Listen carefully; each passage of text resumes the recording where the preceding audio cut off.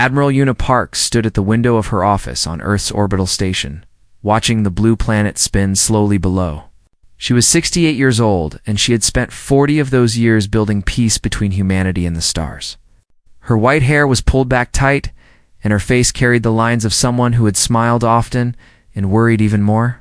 Today, she was not smiling. The message had come 3 hours ago. New Busan, humanity's largest colony world, had been attacked. The Valari Empire, a species known for conquest and cruelty, had dropped fire from the sky onto civilian cities. 2.3 million humans were dead. Among them were her daughter Yoonji and her 2 grandchildren, Hannah and little Juno, who had just turned 4 years old. Yuna had not cried yet. She was saving that for later when she was alone. Right now, she had work to do. The door behind her opened and Captain Taeho Kim walked in. He was 34, with a sharp mind and a good heart. She had trained him herself, and he was like a son to her. His face was pale, and his hands were shaking. "Admiral," he said, his voice breaking, "the Galactic Council has called an emergency session. They want you to speak." Yuna turned from the window. "I know what they want, Taeho. They want me to ask for sanctions, trade restrictions, diplomatic pressure." She spoke the words like they tasted bitter. "They want me to be reasonable." Taeho looked at her with red eyes. He had known Yanji since they were cadets together. "What will you do?" "I will go to the council," Yuna said, "and I will tell them the truth." The Galactic Council chamber was enormous. It floated in neutral space, a station built by 12 species working together over 100 years. Representatives from across the galaxy sat in their designated sections. Hundreds of alien faces watching as the human delegation entered. Yuna walked alone to the central platform. She wore her full admiral's uniform, decorated with medals she had earned through decades of keeping peace. On her chest was the diplomatic sash of Earth, a symbol of humanity's commitment to nonviolence. The council speaker, a tall being named Drayeth from the Scorn Confederation, called the session to order. "We have gathered to discuss the Valari attack on the human colony of New Busan. The floor is open for the human representative." Yuna stepped forward. The chamber fell silent. Every species knew her. For 200 years, since humanity first reached the stars, she and those before her had spoken of peace, of cooperation, of building a future together. Humans were known as the gentle ones, the traitors, the healers, the diplomats who solved problems without bloodshed. "Distinguished members of the council," Yuna began, her voice calm and steady. 3 days ago, the Valari Empire killed 2.3 million of my people. They bombed hospitals. They burned schools. They targeted civilians because they knew we would not fight back. She paused, letting the words settle. "My daughter was a teacher. She was teaching her students about the stars when the fire came. My granddaughter Hannah wanted to be a pilot. My grandson Juno was 4 years old. He was afraid of the dark." Her voice cracked, just slightly. "He is not afraid anymore." The chamber was completely silent. "I have read the proposal from this council," Yuna continued. "Economic sanctions, diplomatic condemnation, a strongly worded resolution expressing concern." She almost laughed. "The Valari have conquered 11 species. They have enslaved billions. They do not fear your words. They do not fear your sanctions. They fear nothing, because they have never faced a species willing to fight." She reached up and touched the diplomatic sash on her chest. Slowly, deliberately, she removed it. She held it in her hands for a moment, looking at it like an old friend. Then she let it fall to the floor. The gasps that filled the chamber came from 100 different species. "For 200 years," Yuna said, her voice growing stronger, "humanity chose peace. We chose it because we believed in a better way. We chose it because we thought the galaxy could be convinced to follow our example." She looked around the chamber, meeting the eyes of representatives who had been her friends, her allies, her partners in building something good. "We were wrong." She stood straighter, and something in her changed. The diplomat was gone. The admiral remained. "The Valari attacked our people because they thought we were weak. They thought we were harmless. They thought we would send diplomats to talk while they sharpened their knives. Her voice echoed through the chamber. They were wrong too. She reached into her uniform and pulled out a small device. She pressed it, and behind her, a holographic display came to life. It showed ships. Thousands of ships. Warships unlike anything the galaxy had ever seen, hidden in the dark spaces between stars. For 200 years, while we preached peace, we prepared for war. Not because we wanted it, because we knew this day might come. A day when peace was no longer possible. A day when someone would mistake our kindness for weakness. The council members were frozen in shock. The peaceful humans, the gentle traders, they had 40,000 warships.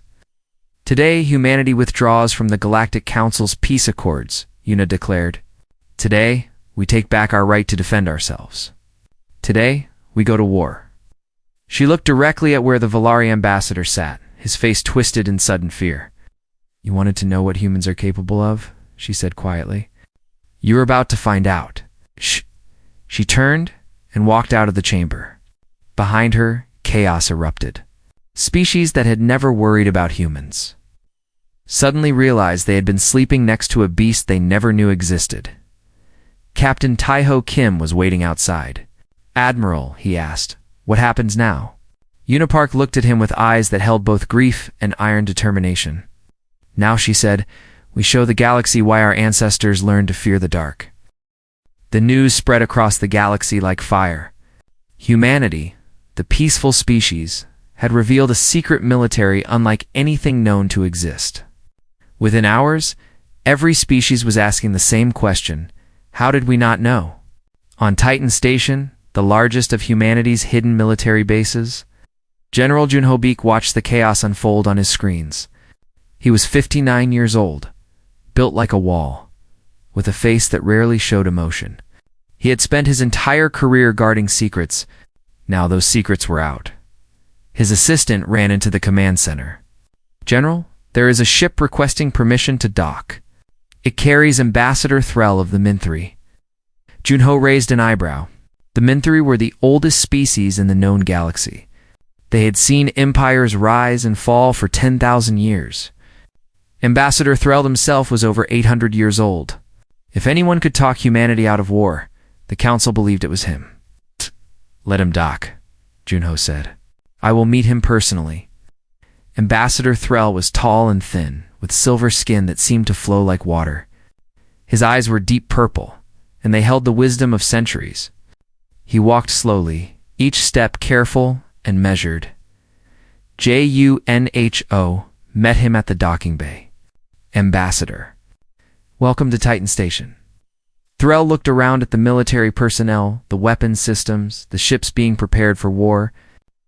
General Beek, I have come to ask humanity to reconsider. You have wasted a trip, Junho said simply. But I will show you why. He led Threll through the station. They walked past training rooms where soldiers practiced combat. They passed weapons laboratories where scientists tested new technology. They entered a massive hangar where warships stretched as far as the eye could see. Threll stopped walking. His ancient eyes went wide. How many? 40,000 combat-ready vessels, Junho said. Another 20,000 in reserve. We have been building them since the day we first met alien life.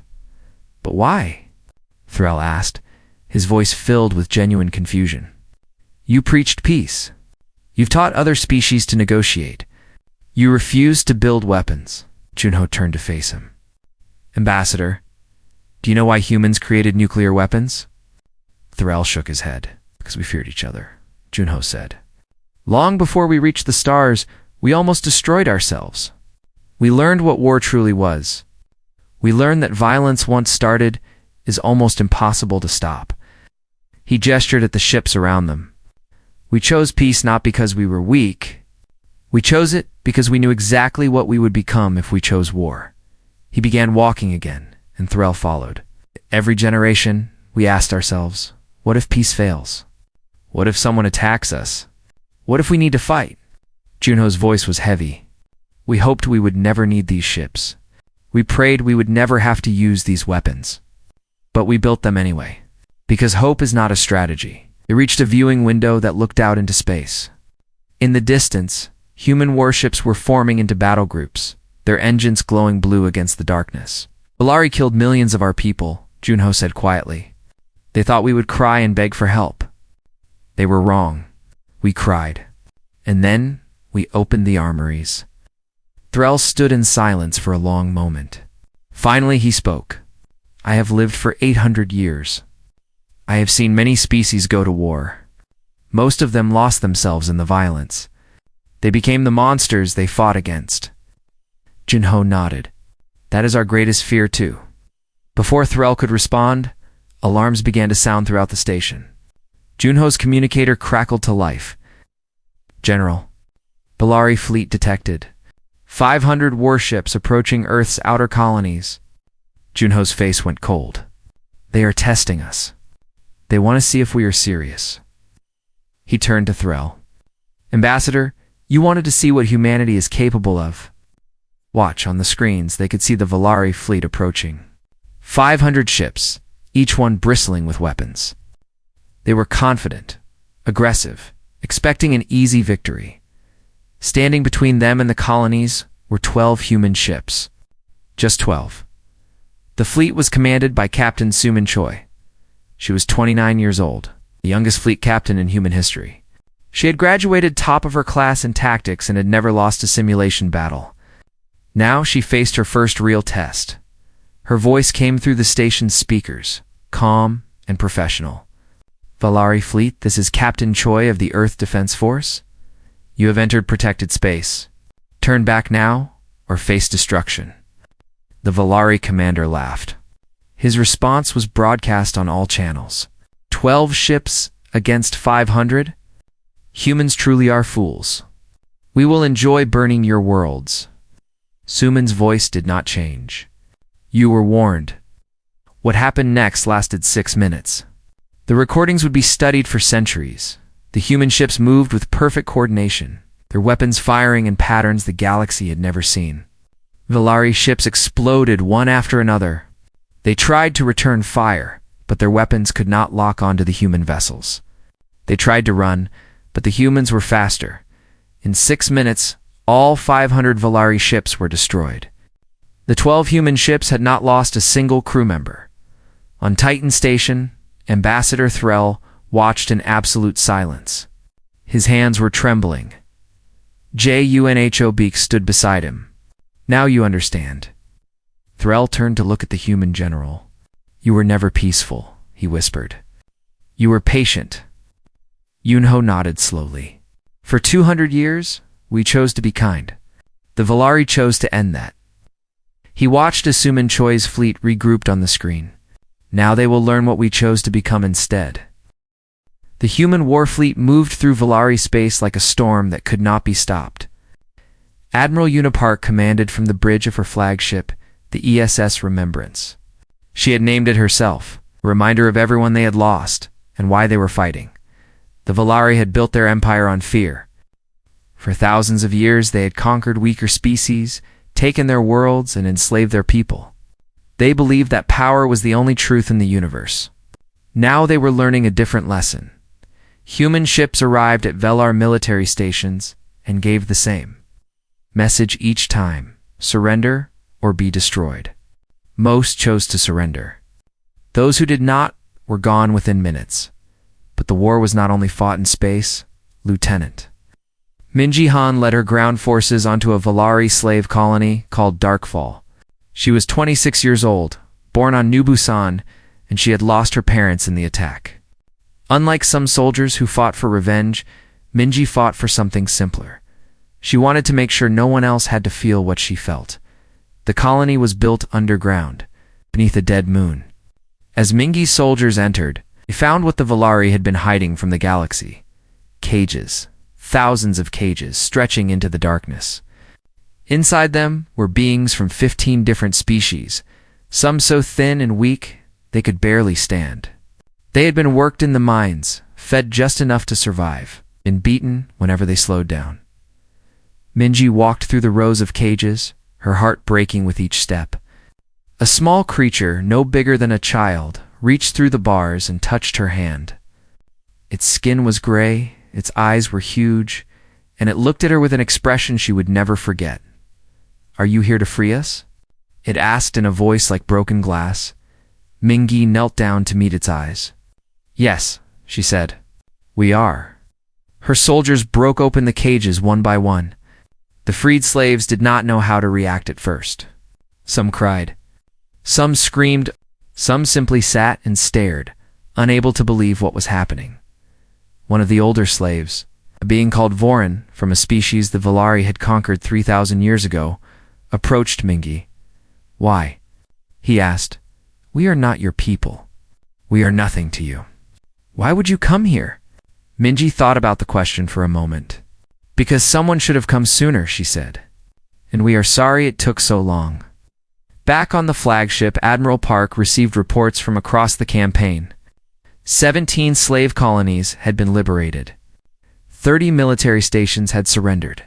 The Valari were falling back toward their homeworld, and human forces were following. But not everyone was celebrating. Captain Taiho Kim stood on the bridge of his ship, the S Dawn, watching his sensors. His fleet had just destroyed a Valari supply station, and now they detected something unexpected: refugee ships. "Sir," his officer reported, "those ships are carrying Valari civilians. Women, children, elderly. They are fleeing the war zone." Taiho looked at the ships on his screen. Small, slow, unarmed. Easy targets.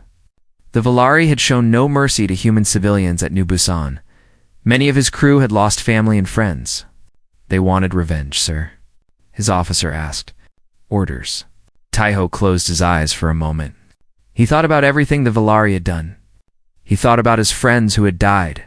He thought about the easy path, the path of anger and hate. Then he opened his eyes. "Let them pass," he said. The bridge went silent. Some of his crew looked angry.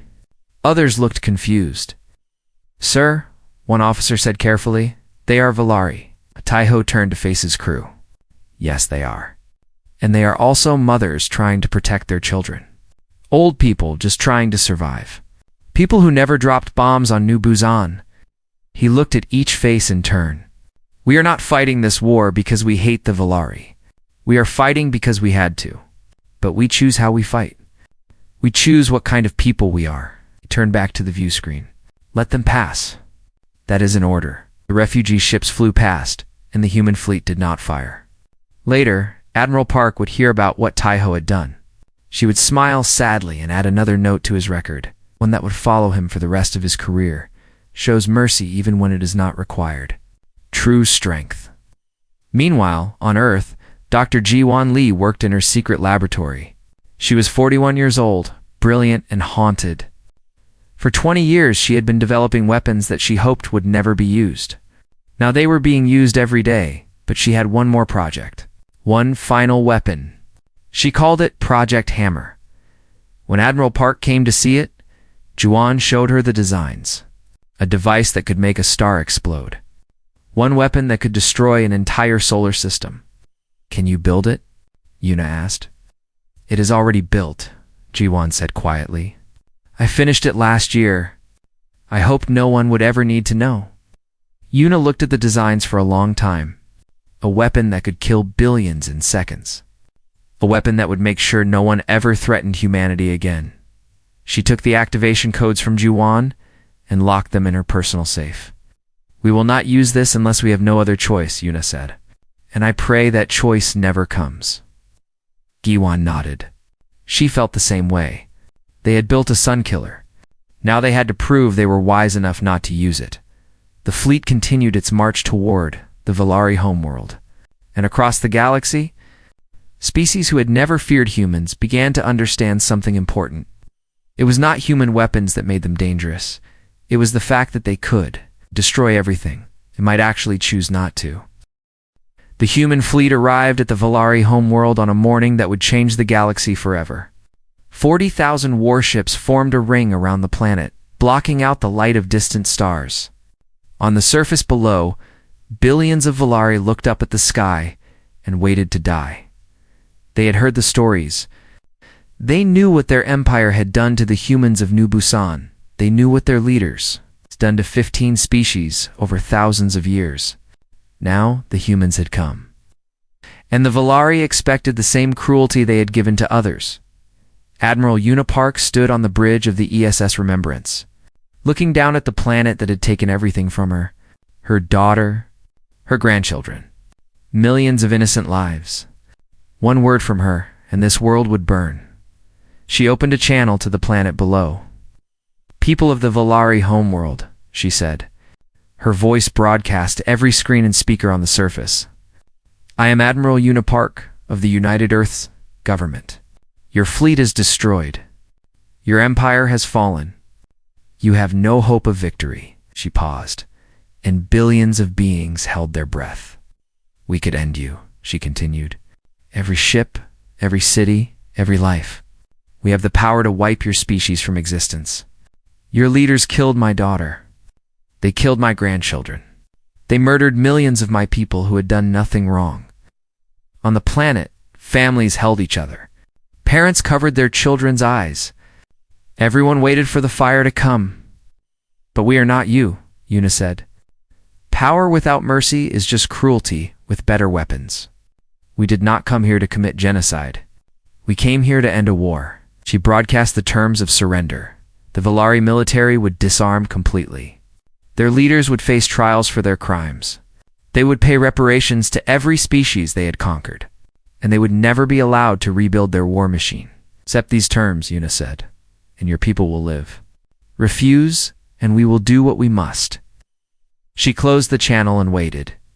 In the Valari High Command, the Empire's leaders gathered in their war room. The Supreme Commander, a massive being named Zelthos, slammed his fist on the table. "We will never surrender to humans," he roared. "We are Valari. We have conquered 100 species. We do not bow to anyone." The other commanders nodded, but fear showed in their eyes. Zelthos turned to his science minister. "Is it ready?" The minister nodded nervously.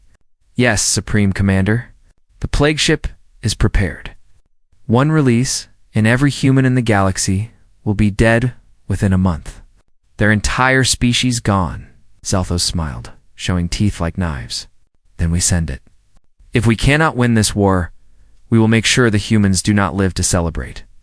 The plague ship launched in secret, hidden among civilian traffic. Its target was Earth. Its cargo was death. But the Valari had forgotten something important about humans. They were very good at watching.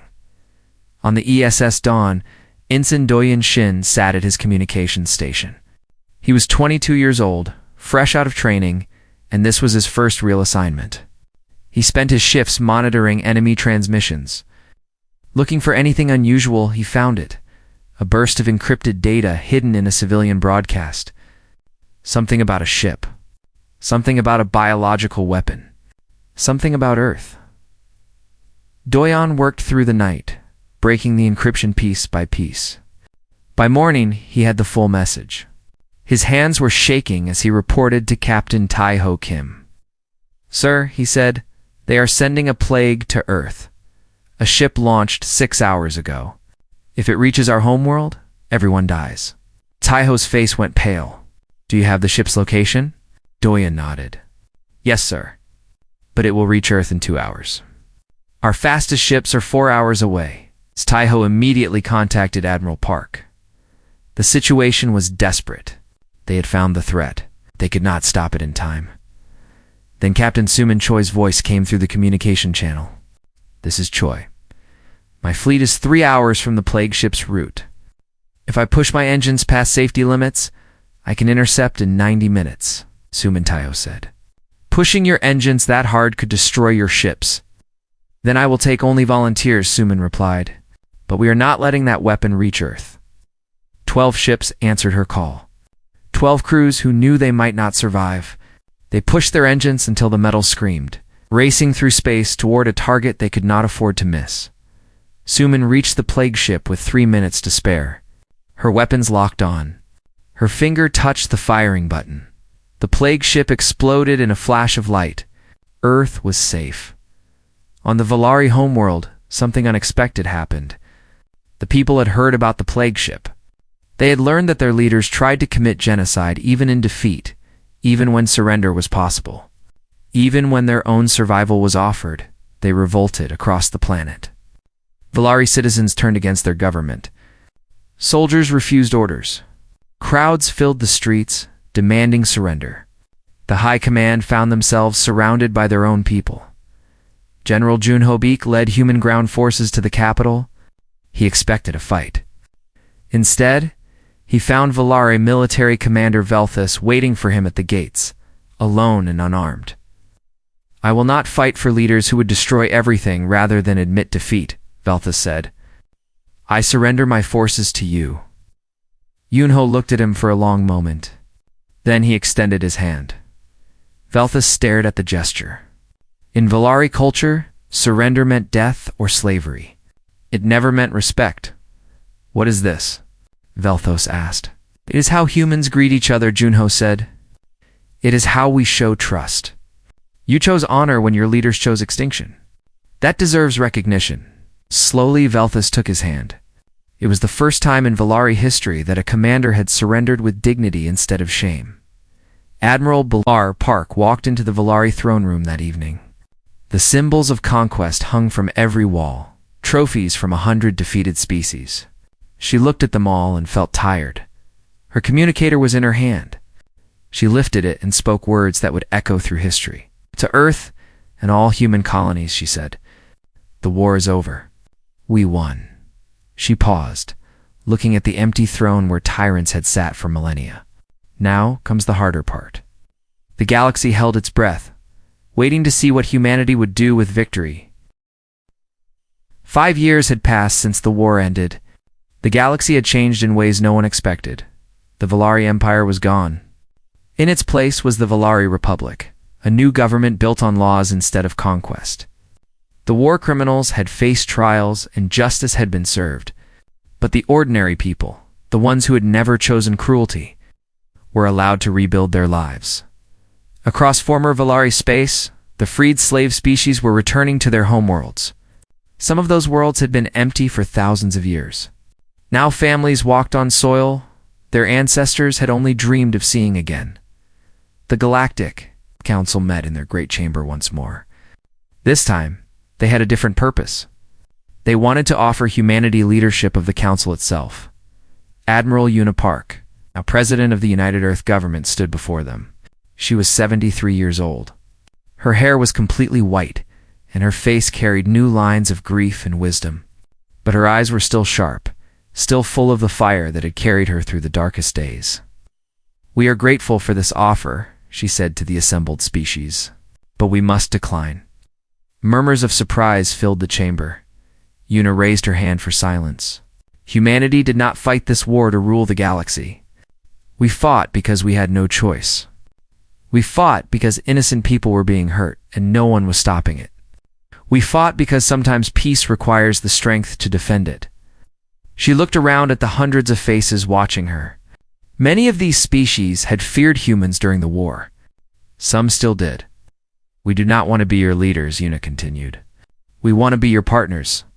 We want a galaxy where no species is afraid to exist, where no empire can rise through cruelty, where the strong protect the weak instead of hunting them."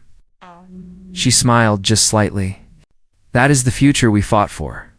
That is the future we will help you build. But we will build it together, as equals." The chamber erupted in applause, not because humanity had shown mercy, but because they meant it. They could have taken everything. They chose to take nothing but peace. On the rebuilt world of New Busan, a memorial stood in the center of the capital city. It was a wall of black stone, stretching high into the sky, covered with names. 2.3 million names. One for every person who had died in the attack that started the war. At the base of the wall, carved in letters of gold, were 2 sentences. They taught us why we fight.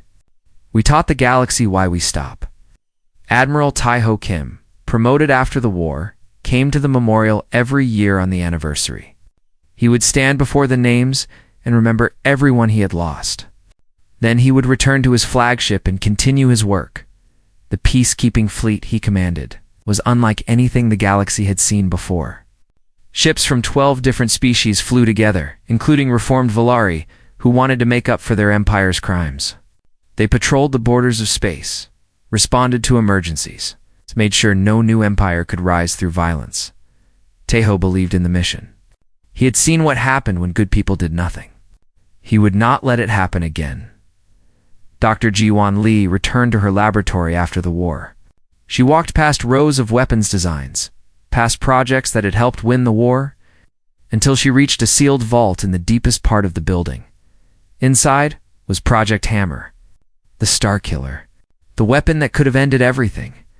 She stood before it for a long time, thinking about what it represented. The ultimate power. The final answer. The ability to destroy suns themselves? Then she began deleting the files. One by one, the plans disappeared. The construction data. The activation codes. Everything. Her assistant found her as she was finishing. Dr. Li. What are you doing? Jiwan turned to look at him. Some weapons should never exist, she said. We proved we did not need this one. I am making sure no one ever builds another. When she was done, nothing remained. The Star Killer was gone, and it would never return. Colonel Mingi Han, who had once been a young lieutenant liberating slaves, now trained the next generation of soldiers. Her academy taught combat skills, yes, but it taught something else too. The importance of knowing when not to fight. Any fool can destroy, she told her students on the first day of training. It takes wisdom to build. It takes courage to protect. And it takes true strength to show mercy when you have every reason to show none. Her students came from Earth and a dozen other worlds. Some were human. Some were from species that had been enslaved by the Valari.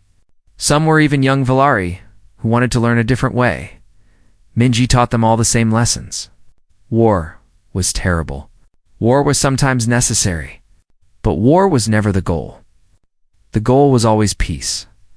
On a distant world at the edge of known space, Ambassador Threll of the Minthari returned to his ancient homeworld. He had lived for over 800 years and he had seen many things, but nothing had changed his understanding of the universe quite like the humans. Young Minthori gathered around him, eager to hear his stories. They asked about the Great War, about the fall of the Valari Empire, about the species that had ended 1,000 years of tyranny in less than 1 year. What are the humans truly like? One young Minthri asked. Threll looked up at the stars and thought about everything he had witnessed. The hidden fleet. The 6-minute battle. The mercy shown to those who deserved none. The choice to stop when stopping was harder than continuing. For 200 years, he said slowly, we thought we understood them. We called them peaceful, gentle, harmless. We were fools. The young Minthuri leaned closer, hanging on every word. Humans did not choose peace because they feared war, Threll continued. They chose peace because they knew, deep in their bones, what war would make them become. And when they finally let go of that choice, the universe trembled. He paused, remembering Admiral Park standing in the Velare throne room, surrounded by weapons that could burn worlds, choosing to offer mercy instead. But here's what makes them truly terrifying, Threll said. They are not the most violent species in the galaxy. They are the most violent species in the galaxy that chooses not to be. Every single day they make that choice again. To be kind when they could be cruel. To build when they could destroy. To forgive when they could burn everything. Young Minthri were silent, trying to understand. That is why the galaxy will never be truly safe from humanity, Threll concluded. And that is why the galaxy has never been safer. Far away on Earth, President Una Park sat in her office and watched the sunset through her window. She thought about her daughter and her grandchildren. She thought about the war and everyone who had died. She thought about the choices she had made and the ones she still had to make. Tomorrow would bring new challenges, new threats, new decisions. But tonight the galaxy was at peace, and that was enough.